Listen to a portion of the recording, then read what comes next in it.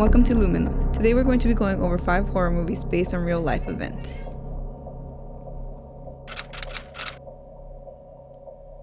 Based on the life of a 13-year-old boy named Roland Doe, who was possessed by demons in 1949. After he lost his beloved aunt, Roland began to experience strange things happening to him. He heard scratching sounds coming from the floors and walls of his room, and his mattress would suddenly move on its own. Roland's parents had a local Catholic priest perform an exorcism. However, the priest stopped the rite when Roland broke off a piece of spring from the mattress that he'd been strapped down to and lashed the priest across his shoulders. The second exorcism performed on Roland was every night for more than a month. 2 Jesuits had agreed to perform the exorcism with the help of several assistants. The exorcists witnessed Roland's behavior was calm and normal during the day, but at night he would scream and have wild outbursts. He would enter a trance-like state and start making sounds in a gravelly voice. During the exorcisms, the priest observed random scratching and markings appearing on Roland's body, such as a pitchfork-shaped pattern of red lines moving from his thigh and snaking downwards towards his ankle.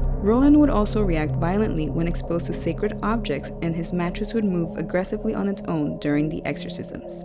After nothing seemed to work, Roland's parents took him to Alexi's Brothers Hospital in St. Louis. On April 18th, the priest laid holy relics, crucifixes, medals, and rosaries on him, and on that same evening, the priest brought Roland out of his possession. Everyone who witnessed the events believed that Roland was possessed by 10 demons or more.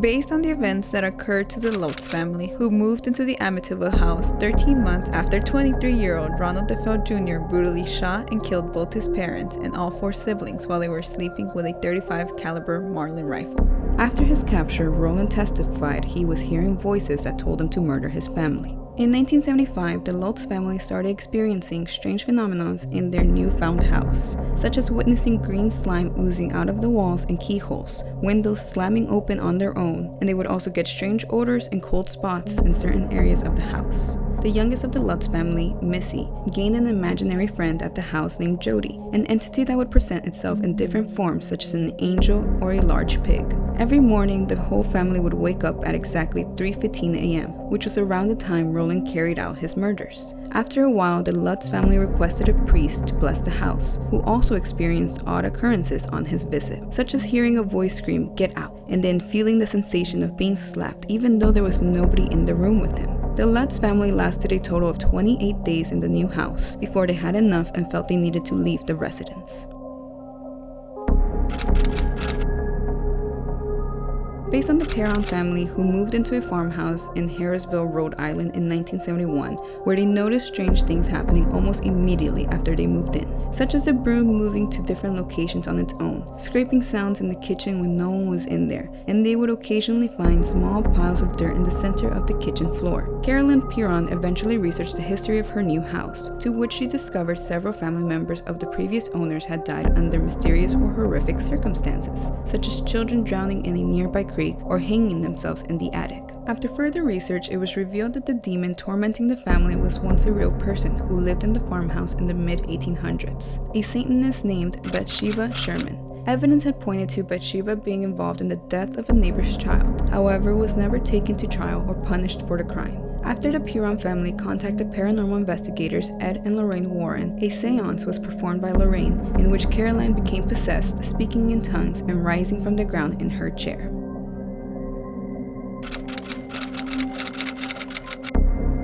Loosely based on Ray Garton's book, a paranormal researcher who interviewed the family and used some of the experiences they shared with him, as well as coming up with his own horrific events to complete his book. In 1986, the Snedeker family rented the house located in Southington, Connecticut. While exploring their new house, Carmen stumbled upon mortician's tools located in the basement. After the family learned that in the 1980s their new house used to be a funeral home for multiple decades, they started seeing ghosts and terrifying visions, such as a thin man with high cheekbones and long black hair, and another with white hair wearing a pinstripe tuxedo. During the interview, both parents stated they were raped and sodomized by the house demons. On one occasion, Carmen was mopping the kitchen floor, and then the water suddenly turned blood red and gave off a scent of decaying flesh.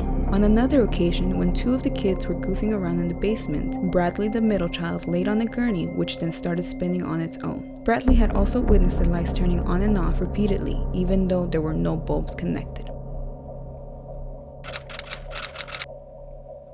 Based on the cult leader Adolfo de Jesus Constanzo, who was tallied to have murdered and sacrificed 23 victims.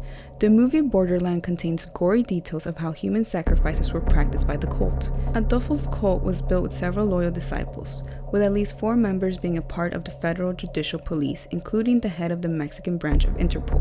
In 1987, after Adolfo was denied a partnership with a drug-dealing family, him and his cult retaliated by torturing 25 people, mutilated and murdered the head of the household, Guillermo Calzada Sanchez, and 6 other members of the family. Some of their body parts were tossed into the Sumpago River, while the rest were used for a sacrificial ritual. The movie Borderland illustrates how Adolfo and his cult tortured and dismembered rival drug dealers by removing victims' toes, fingers, and their brains. Thank you for watching today's video. If you liked the video, please like, share, and subscribe. Until next time.